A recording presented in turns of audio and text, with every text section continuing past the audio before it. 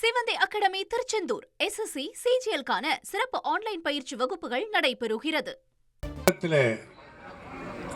திராவிட முன்னேற்ற கழக தலைமையிலான மதச்சார்பற்ற முற்போக்கு கூட்டணியில் அங்கம் வகித்து இந்திய யூனியன் முஸ்லீம் லீகினுடைய ஏணி சின்னத்தில் 2 தொகுதிகள் பாபநாசம் வாணியம்பாடி ஆகிய 2 தொகுதிகளில் திராவிட முன்னேற்ற கழகத்தினுடைய ஆதரவோடும் கூட்டணி கட்சி இயக்கங்களுடைய பெயர் ஆதரவோடும் அந்த 2 தொகுதிகளிலும் நாங்கள் வெற்றி பெற்று நீண்ட காலத்திற்கு பிறகு தமிழகத்தில் 2 இந்திய யூனியன் முஸ்லீம் லீகினுடைய உறுப்பினர்கள் இடம்பெற்றார். தமிழக வரலாற்றிலே ஏறத்தாழ 60 ஆண்டுகளுக்கு மேலாக திராவிட முன்னேற்ற கழக தலைமையிலான கூட்டணியில் இந்திய யூனியன் முஸ்லீம் லீகு தொடர்ந்து பயணித்து வந்திருக்கிறது.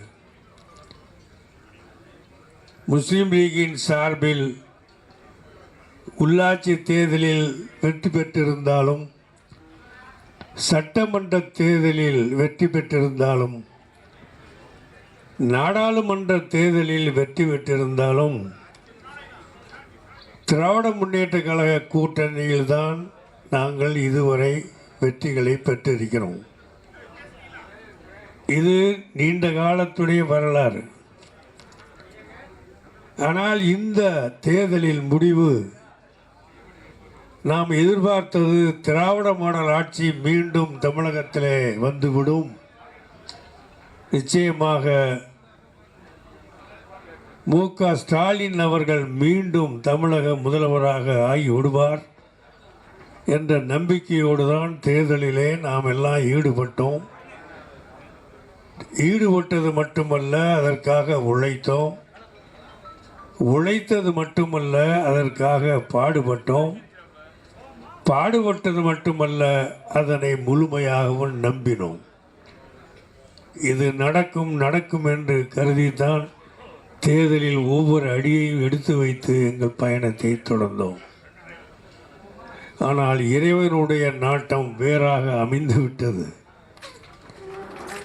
விசில் எல்லா இடத்திலும் ஊதப்பட்டு மக்களை ஜோசப் விஜயின் பக்கம் கொண்டு வரக்கூடிய ஒரு நிலையை தமிழக ஜனநாயக முறை மாற்றிவிட்டது. அதன் விளைவாக 108 இடங்களில் அவர்கள் வெற்றி பெற்று ஆட்சி அமைக்க அவர்கள் முயற்சி செய்துகிற நேரத்தில்தான் அவர்களுக்கு வேண்டிய ஆதரவு அவரிடத்திலே முழுமையாக இல்லாத காரணத்தினாலே மற்ற கூட்டணி கட்சிகள் எல்லாம் சேர்த்து கொண்டு ஆட்சி அமைக்க வேண்டும் என்ற ஒரு நிலை வந்துவிட்டது. அந்த நேரத்தில் இந்திய யூனியன் முஸ்லீம் லீகை சேர்ந்த நாங்கள் திராவிட முன்னேற்ற கழக தலைவர் ஸ்டாலின் அவர்களோடு தொடர்பு கொண்டு சமுதாயம் முழுவதும் இந்த ஆட்சிக்கு ஆதரவு கொடுக்க வேண்டும் என்று எங்களை வற்புறுத்துகிறார்கள். இரவு பகலாக எல்லா சமுதாய மக்களும் ஒரே மாதிரி எங்களிடத்திலே வற்புறுத்துகிறார்களே என்றெல்லாம் கலந்து பேச வேண்டும் என்று அவர்களிடத்திலே சென்றோம். பல்வேறு கருத்துக்களை அவர்களோடு நாங்கள் பரிமாறினோம். இறுதியாக தமிழக வெற்றி கழக ஆட்சி அமைவதற்கு இந்திய யூனியன் முஸ்லீம் லீகிலே உள்ள நாங்கள் எங்களது 2 சட்டமன்ற உறுப்பினர்களுடைய ஆதரவையும் கொடுக்க வேண்டும் என்ற முடிவு எடுக்கப்பட்டது. அதன் அடிப்படையில் எந்த நிபந்தனையும் இல்லாமல் ஆட்சி அமைய வேண்டும் என்பதற்காக எங்கள் ஆதரவை கொடுத்தோம். எந்த நிபந்தனையும் நாங்கள் வைக்கவில்லை, கேட்கவும் இல்லை. ஏன் ஆதரவு கொடுத்தோம் என்பதை பற்றி தளபதி மு.க. ஸ்டாலினிடத்திலும் நாங்கள் விவாதித்திருக்கிறோம். நாங்கள் கொடுக்க வேண்டிய அவசியம் எப்படி வந்தது என்பதை அவர்களிடத்திலே பேசியிருக்கிறோம். நாங்கள் ஆதரவு கொடுக்கவில்லை என்று சொன்னால் தமிழ்நாட்டிலே கவர்னர் ஆட்சி, ஜனாதிபதி ஆட்சி வந்துவிடும் என்ற ஒரு அச்சம் பரவி கொண்டிருக்கிறது.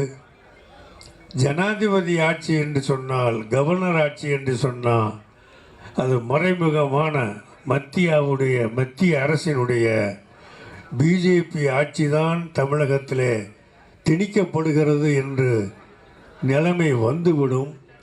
அப்படிப்பட்ட ஒரு நிலைமை வருவதற்கு முஸ்லீம் லீகிலே உள்ள நாங்கள் அதற்கு காரணமாகி விடக்கூடாது.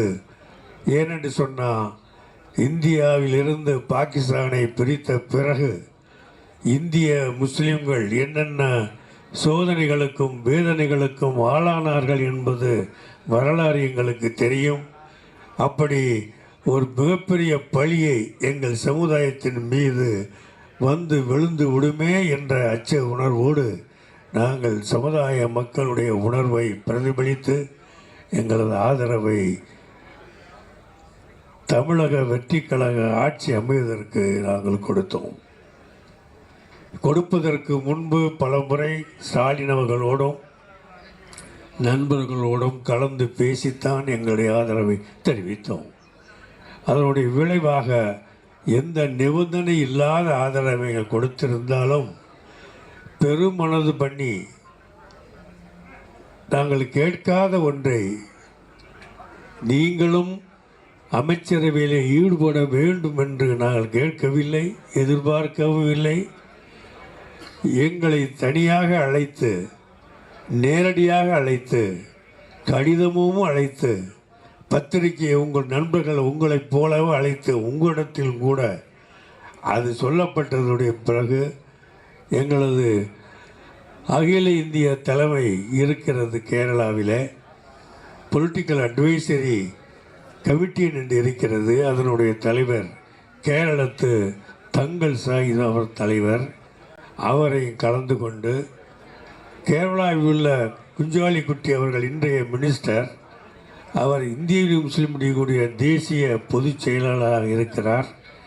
அந்த கமிட்டியில் உள்ள அருமை நண்பர்களை எல்லாம் கலந்து அவர்களுடைய ஒப்புதலை பெற்று இந்த அமைச்சரவையில் ஈடுபடுவது சிறந்ததாக இருக்கும் என்று அவர்களும் எங்களுக்கு ஆலோசனை கொடுத்த பிறகு எங்களது அறிவிப்பை தெரிவித்து அந்த அமைச்சரவையில் எங்கள் இந்திய முஸ்லீம் லீகின் சார்பாக அவர் ஃபாரூக் அவர்களை சட்டமன்றத்தினுடைய முஸ்லீம் லீக் தலைவராக அறிவித்து, அதே நேரத்தில் ஷாஜகான் அவர்களை மந்திரி சபையில் இடம்பெற வேண்டும் என்ற ஒரு தீர்மானத்தை முடிவு செய்து நாங்கள் அறிவித்தோம்.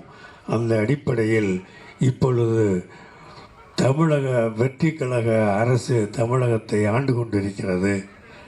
இது நல்லாட்சி தொடர்கிறது என்று எல்லோரும் சொல்லுகிறார்கள். இந்த நல்லாட்சி தொடர வேண்டும் என்று நாமும் விரும்புகிறோம், மக்களும் விரும்புகிறார்கள். இந்த நல்லாட்சி எல்லா வகையிலும் தொடர்ந்து நாளெல்லாம் நல்லதாக நடக்க வேண்டும் என்ற அந்த எண்ணத்தோடும் அந்த விருப்பத்தோடும் அந்த எதிர்பார்ப்போடும் எங்களுடைய பயணத்தை தொடர வேண்டும் என்ற அடிப்படையில் தான் இந்த கூட்டத்தில் தமிழக வெற்றி கழகத்தினுடைய தலைவர் ஜோசப் விஜய் அவர்கள் தலைமையிலான தமிழ்நாடு அமைச்சரவையில் இந்திய யூனியன் முஸ்லீம் லீகை இணைந்ததற்கு வாழ்த்து சொல்லி, இப்படிப்பட்ட ஒரு நிலைமையை உருவாக்கி கொடுத்த விஜய் அவர்களுக்கும் அந்த கட்சிக்கும் எங்களது வாழ்த்தை சொல்லி வரவேற்பை சொல்லி, இந்த கூட்டணியில் உள்ள இந்த ஆட்சி, இந்த நல்ல ஆட்சி இன்று இருப்பது போல் என்றும் தொடர வேண்டும் என்ற உணர்வோடு எங்களது பயணம் தொடரும். அப்படி தொடர்வதற்கான ஒரு தீர்மானத்தை இந்த கூட்டத்திலே நாங்கள் நிறைவேற்றியிருக்கிறோம்.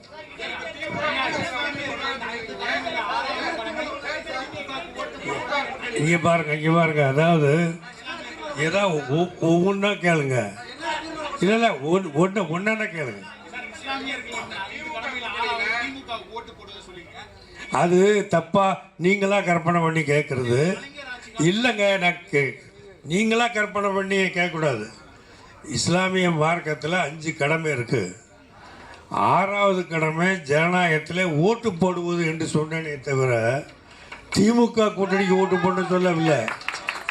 அது அப்படி நீங்களாக கற்பனை பண்ணிக்கிட்டா எப்படி?